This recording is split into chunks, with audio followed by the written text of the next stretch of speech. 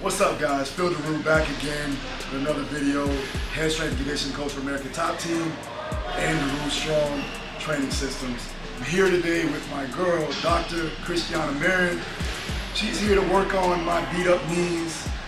Throughout the years, obviously with me training for fighting and then going into powerlifting, obviously I didn't give my legs a break. I've been having a nagging issue with this knee for a long time now. So we're going to do some Graston techniques, and she's going to go over some details on how you can actually fix something like patellar tendonitis or quad tendonitis so that you can actually increase your ability to be strong and to make sure that you're training consistently. So Christiana, can you go over like what's the problem with my knees and why the hell I feel like this? Sure. Okay, so quad tendonitis and patellar tendonitis are a little bit different in terms of a tendon and a ligament. A patellar tendon is actually not a tendon, it's a ligament.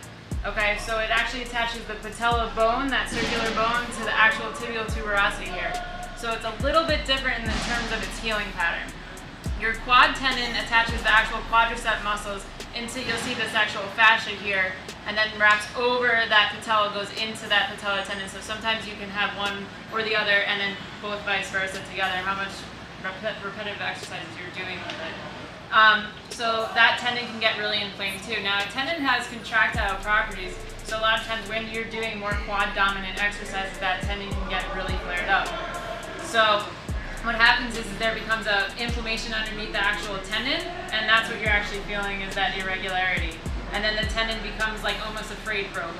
And that's where sometimes athletes can come into issues with a tear or something silly as just walking out in the parking lot on ice and then ends up tearing it because they've had that issue over and over, that frayed rope finally just snaps.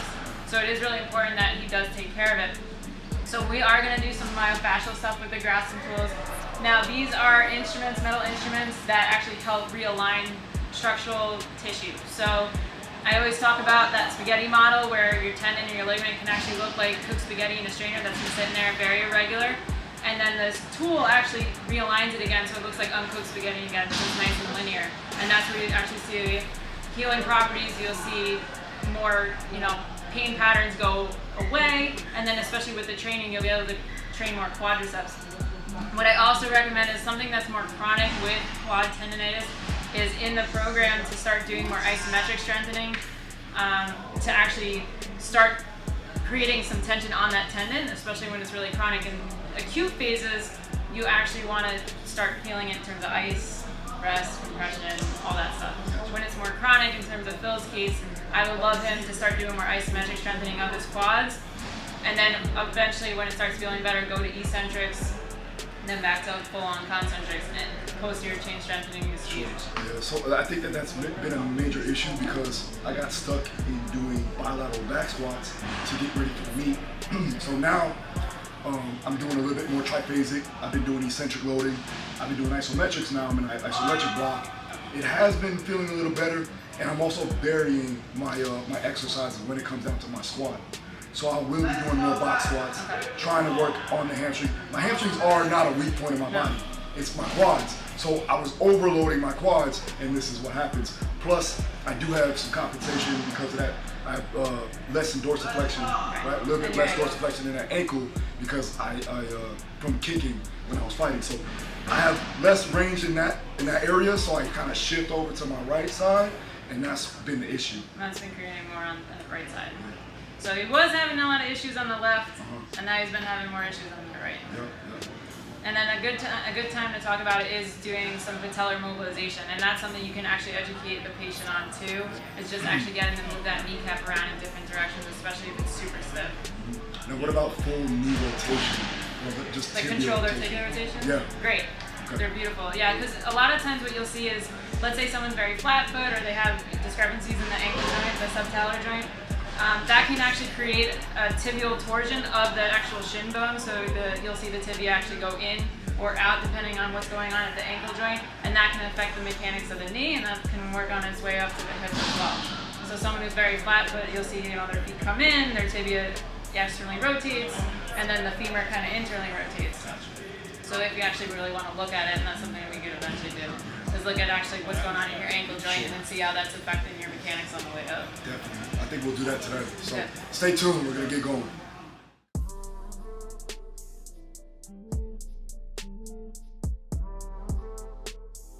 So we're actually going to look at his arches first. So he's got good arch support here, but he does tend to fall in just a little bit. See if you can go out on the outside part of your foot. What does that feel like to you? Feels better? Especially when you ground your big toe down, right? Can you extend your big toes? Try to lift those up. Good. Alright, good. Alright. And your tibias are a little bit turned out, but you can see how your kneecaps go out towards the side here too. So then that femur comes in a little bit more. Okay. Now I want to look at your SI joint, and I want to look at actually the mobility of your pelvis. So I want you to go face down first. Now Phil works a lot on his mobility, so just tight there.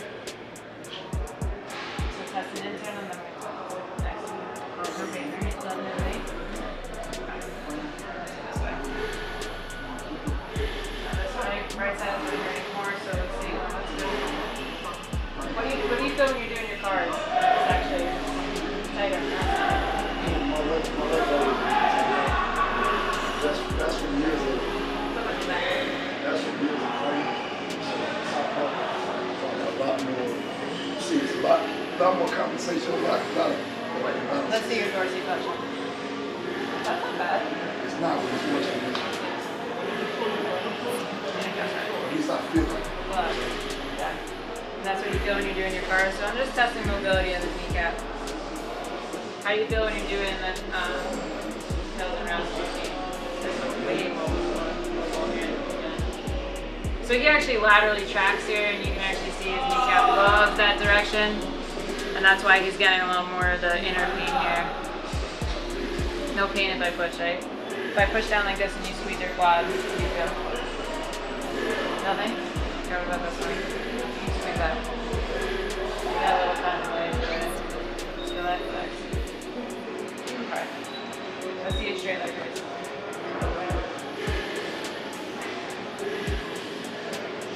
Okay. See that one? Okay. Right now. Now I'm going to do Thomas test. Okay, so not bad. And actually, so what you look for on this is you can look at if IT band's taking over his hip flexor or his quad. And you can see that his quad should be sitting a little bit, I have him down a little bit, more like at that 90 degrees, so you can see how much tighter his quad is. It sticks right out. Hip flexor is actually pretty good. His IT band's a little bit tighter, so if I go in like this and I come down, you'll feel a good stretch there. So we'll do that one after treatment. Let's see this one. So IT band's way tighter on this side. Hip flexor is still pretty good. And then again, quad tightness. So I'm going to prep him first. This is just a regular emollient from Graston. It doesn't absorb into the skin like regular massage lotion. So I like actually using it more because it keeps your template going. Put it around the kneecap. So, and then another thing that go into is his IT band and his adductor. So I'll show you going into there. So we use the big one first. I like to put it on the stretch sometimes, so if I take the knee and I kind of go up like this, as long as his back doesn't bother him, I can also put it on a stretch here, and then come this way. Okay. I'm going to go really lightly, because again, I don't want to shock his nervous system right away. This is his second time doing it, so it shouldn't be too bad. You also want to go the direction of the tool. You see a lot of people kind of use the tools and you see if the bevel is a certain way, you want to go a certain direction. So some of these are single and then some of these are double. And it depends on if you can go back and forth or if you're just going in one direction with the tool. So you want to get a good redness going. And Phil can kind of feel all that irregularity that's going on there. I've said this countless times about these tools, but I love them because they're so diagnostic. You can actually really feel more with the tools than I can with my hands. So a lot of irregularity in his quad, and then if I go with this, I don't feel it as much as I do with the tool. And he doesn't either. So I'm going to take number 5 and I'm going to go in a different direction. So I'm going to actually go in the direction of the fibers of the quad. So this is a VMO. You can see that light up real quick. If there's like a little bit of bruising after the session, you really don't want that either. you really just want good muscle nutrition and healing going to. So you really just want a nice blood flow, or they call it petechiae.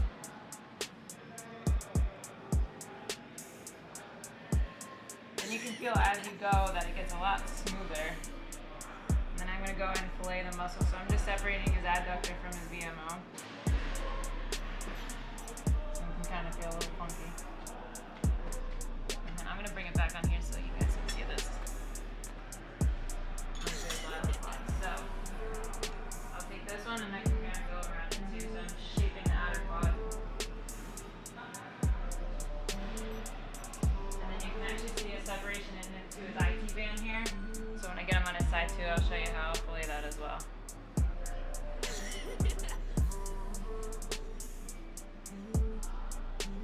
And I love this tool because you can really frame the kneecap.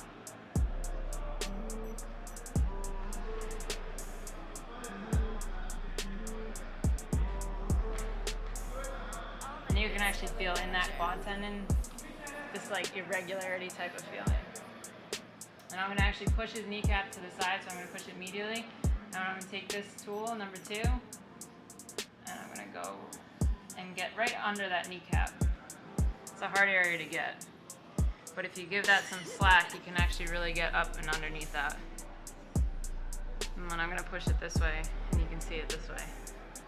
You can feel a lot more irregularity on that side.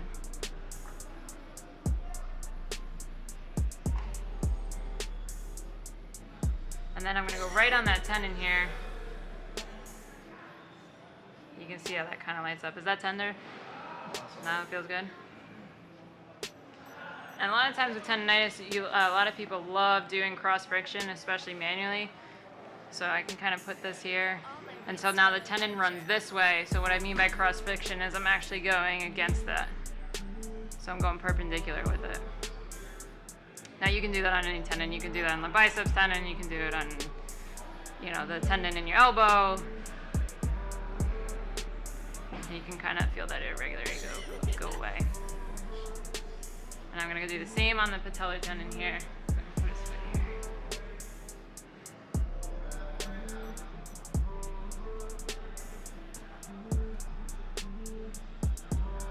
And then I'll show you guys some ART with the tools as well, which is something we did last time. So I'm going to actually put it, now, Phil, you feel it more when you're going down in your squat? Okay. So I'm actually going to do it eccentrically. So what I'm going to do is I'm going to have you go this way. Instead of last time we kicked out, I want you to pull under this time, okay? So I'm going to put some pressure here. This is the pinning by technique. Go ahead, pull under. And then back out. Go ahead again. Good, back out. Again. So I'm working on the middle quad now. Back out. Again. Good, back out.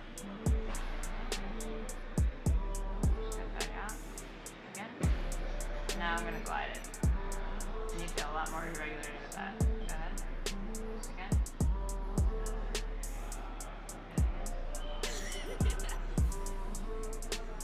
Good, one more. Really curl it under. Okay, relax. So that one.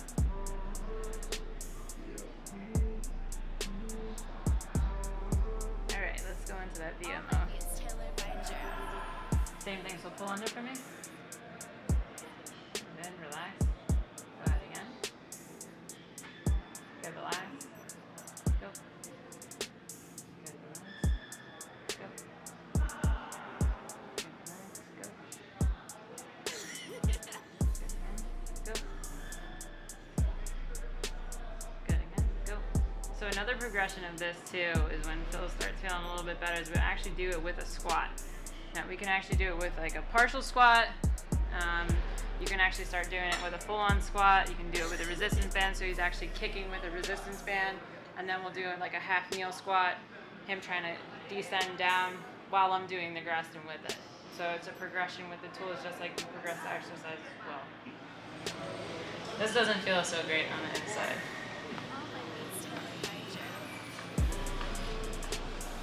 So adductors and IT band. Right here, and just start pulling in.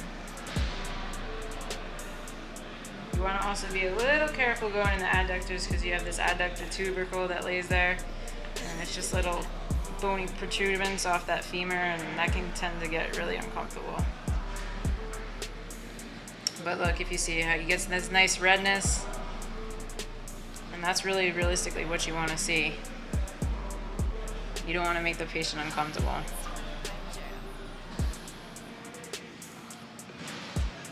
Go in here this way.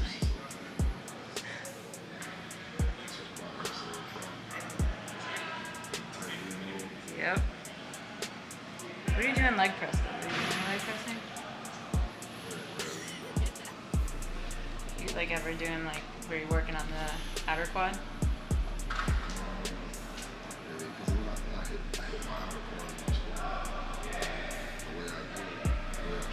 Do you feel like you're hitting? I'll do single leg. Split squat. Okay. I'll do a rear foot and split squat. Whereas the outward. Okay. I'm not really isolated. I may do it for some activation, or I may do it for a finisher and auxiliaries, but I'm not really I'm not bodybuilding it. You know what I mean? Yeah.